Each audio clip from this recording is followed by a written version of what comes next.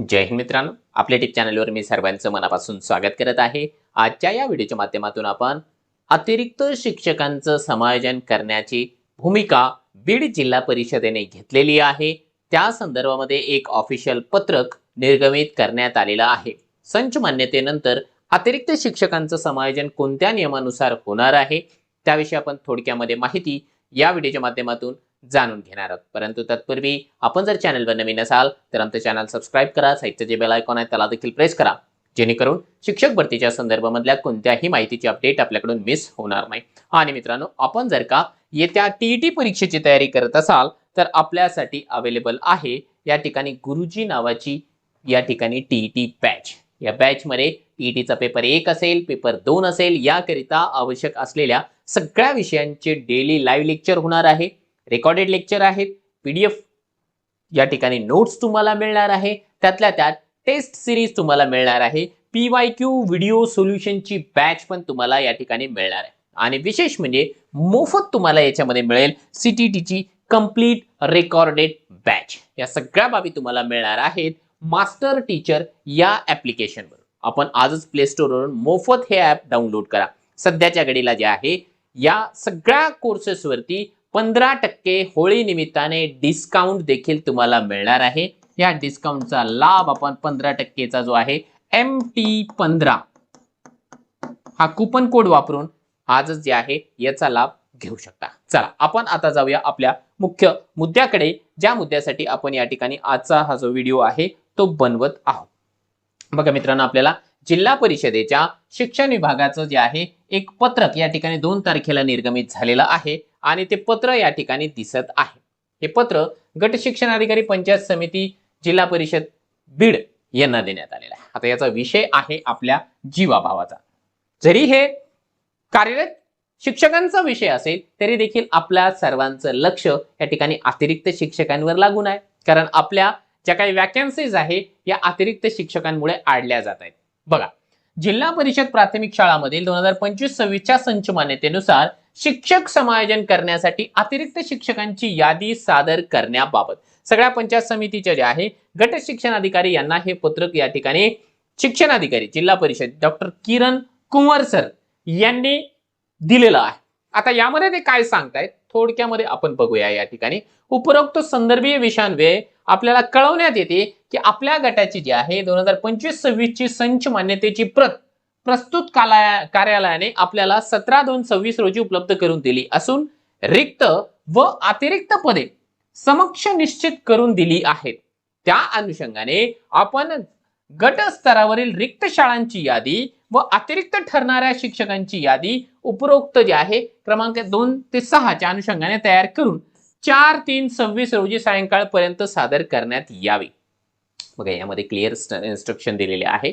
संच मान्यता आता झालेली आहे। संच मान्यता झाल्याच्या नंतर प्रत्येक आस्थापनेला आपल्याकडे कार्यरत शिक्षक किती, मंजूर पदे किती, अतिरिक्त शिक्षक किती आणि रिक्त पदे किती, 4ही आकडे आपल्या लक्षात आलेले आहेत।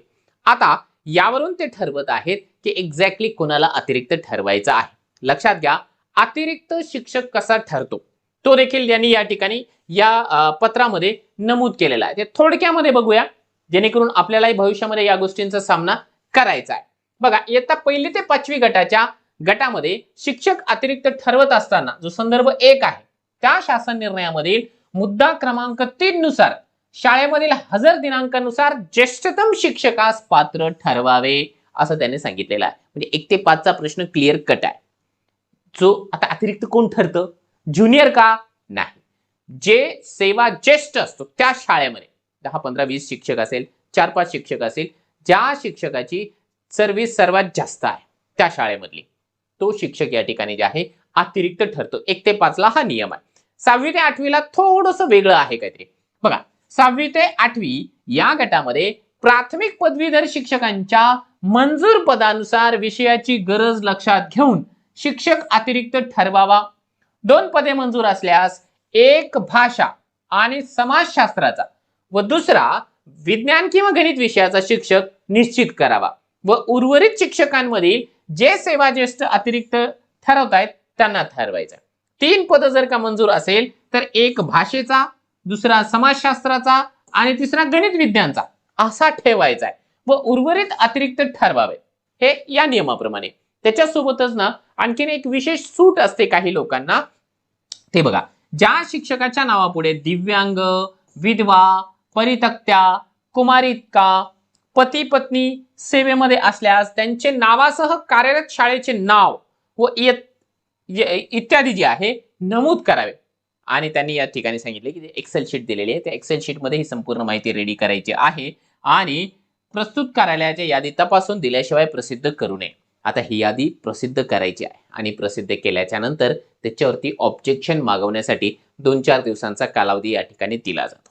म्हणजे बाय प्रोसेस असंच चालतं. अगोदर अतिरिक्त शिक्षकांची यादी ठरवायची आपल्या तालुका लेवलला, त्या ठिकाणी त्यांचं ऑब्जेक्शन मागून घ्यायचं की ठीक आहे, मी ही यादी करेक्ट आहे का, कुणाला वाटलं की याच्यामध्ये ठीक आहे काही त्रुट्या आहेत, त्या पद्धतीने ते दर्शवून देतात.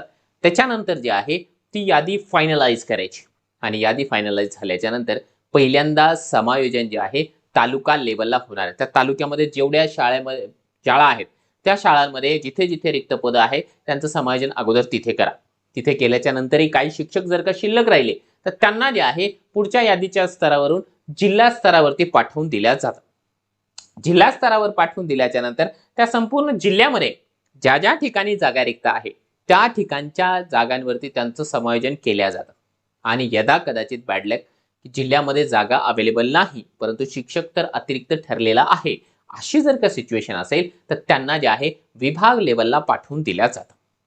विभाग लेवल काय करतं की त्या ठिकाणी जे आहे विभागीय जे संचालक आहेत त्यांच्या अखत्यारीमधला हा प्रश्न आहे. मग ते काय करतात, आपल्या विभागामध्ये जेवढ्या शाळा आहेत, जेवढे जिल्हे आहेत, त्या जिल्ह्यामध्ये जागा रिक्त आहेत त्या ठिकाणी त्या अतिरिक्त शिक्षकांचं समायोजन करतात.